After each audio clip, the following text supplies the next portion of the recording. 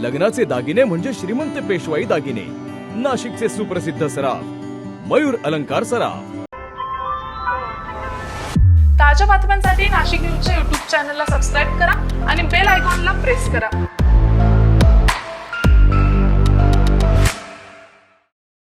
राज्यामध्ये सध्या एलपीजी गॅसच्या तुटवड्यामुळे नागरिकांना मोठ्या अडचणींचा सामना करावा लागतोय। याच पार्श्वभूमीवर अन्न आणि नागरी पुरवठा मंत्री छगन भुजबळ यांनी महत्त्वाची माहिती दिली आहे। राज्य सरकारकडून पर्यायी इंधन म्हणून केरोसिन म्हणजेच रॉकेल पुन्हा उपलब्ध करून देण्याचा गंभीर विचार सुरू आहे। गॅसची कमतरता लक्षात घेता नागरिकांना पर्याय मिळावा यासाठी हा निर्णय घेतला जाऊ शकतो असे संकेत देण्यात आले आहेत। गरज भासल्यास सरकारी तेल कंपन्यांच्या पेट्रोल पंपांवरूनही रॉकेल उपलब्ध करून देण्याची योजना आखली जाते।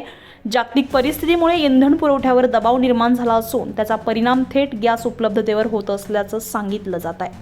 आता दुसरा मार्ग नाही, पण आपल्याकडे केरोसिनचा साठा आहे भरपूर।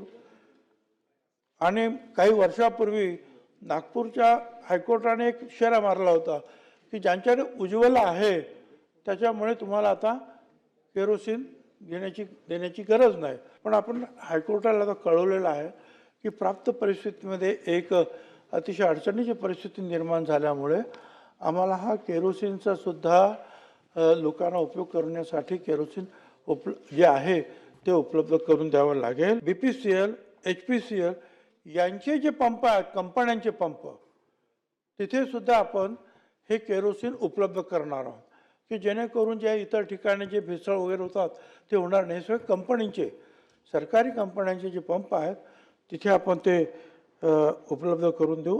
दरम्यान घरगुती गॅस पुरवठा वाढवण्यासाठी सरकारकडून पेट्रोलियम कंपन्यांशी सातत्यानं चर्चा सुरू आहे।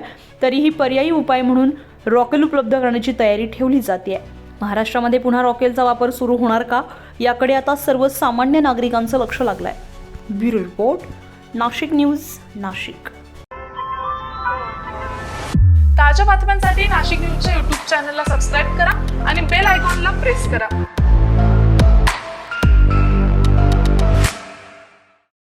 नाशिक महानगरपालिकेद्वारे एक विशेष सूचना, कर भरा, सहकार्य करा। नाशिक महापालिका कार्यक्षेत्रातील सर्व मालमत्ता धारक व नळ कनेक्शन धारकांना अंतिम नोटीस सूचना देण्यात आली आहे। थकबाकीदारांची चलत व स्थावर मालमत्ता जप्ती करण्याची कारवाई सुरू करण्यात आली आहे। तसेच थकबाकीदार नळ कनेक्शन धारकांचा पाणी पुरवठा खंडित करण्याची कारवाई सुरू केली आहे। सदरची कटु कारवाई टाळण्याकरिता त्वरित मालमत्ता कर आणि पाणीपट्टी कर भरणा करून महानगरपालिकेस सहकार्य करावे। शनिवारी व रविवारी भरणा कार्यालय सुरू राहतील। हा संदेश जनहितार्थ जारी।